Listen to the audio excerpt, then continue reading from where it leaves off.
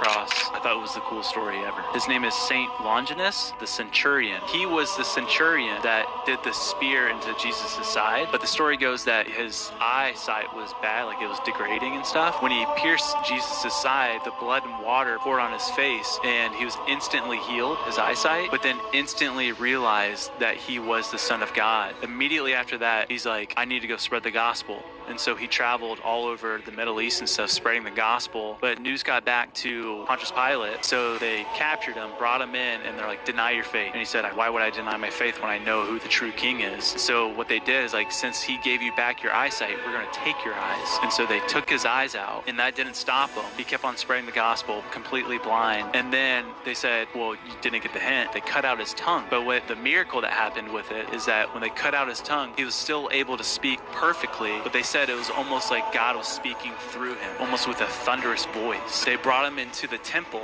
basically bow down before our gods, deny your faith in Jesus Christ. And he somehow grabbed a sword, swung, and cut the head off of one of the statue gods. Let's go. And he said, let's see what your gods do now. And as soon as he said that, an earthquake happened, and every single god in this temple fell down. It shook everyone, and then the governor decided, he's like, we're done with this, and they beheaded him. Golly, dude. So much aura.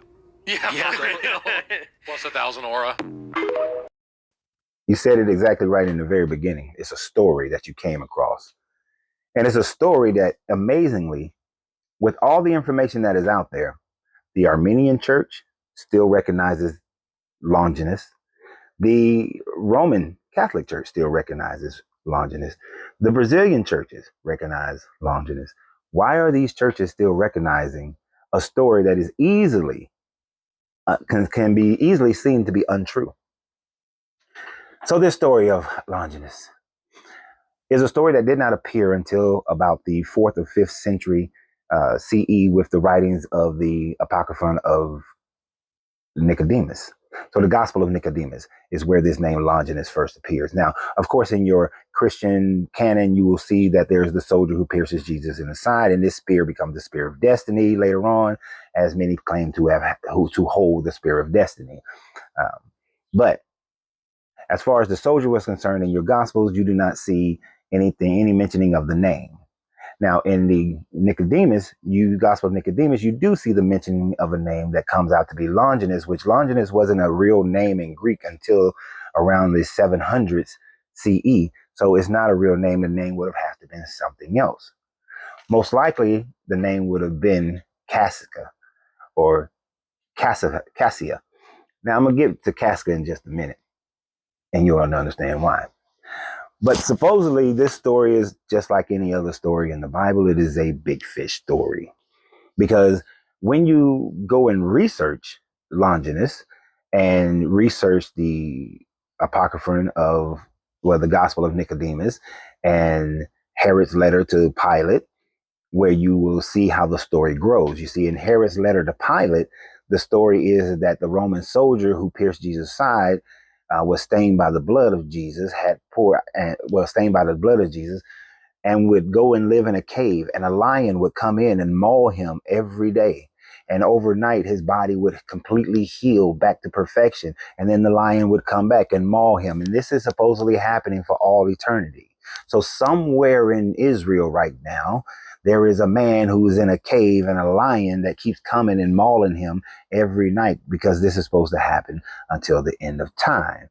I'll give you an example of how that is additional fan fiction today. But this is what supposedly happened.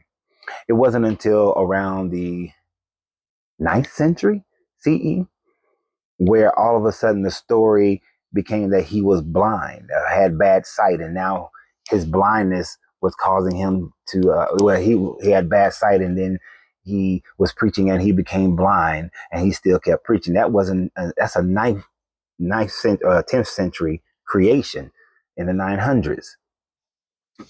So this is a big fish story that kept growing and growing and growing over the centuries, more being added to it, some being taken away. In some circles, he never converted over to Christianity. In other circles, he did. Some, for political reasons, wanted him to be the first. He was considered the first Greek, the first Roman to convert over to Christianity. and suffered the penalties of it, but wanting to show that people believed in Jesus from the very moment of the crucifixion, that there were Gentiles who believed in this Jesus, so that it becomes a easier story to swallow for the Romans when they converted over, as they were converting over to Christianity. So this story is just false. And in 1991, I discovered Longinus.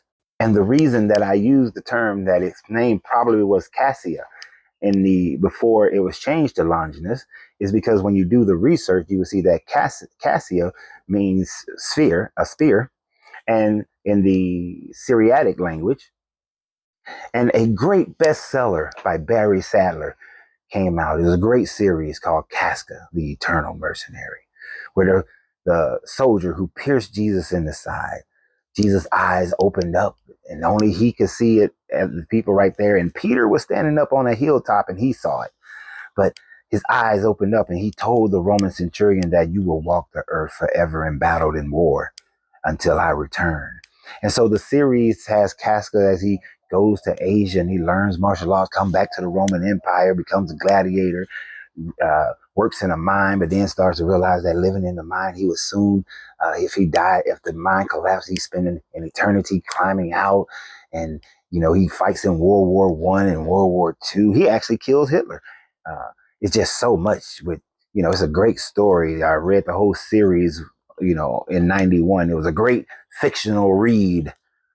And there was a secret sect of Christians who follow Peter, who was followers of Peter, who witnessed this, who have been following him.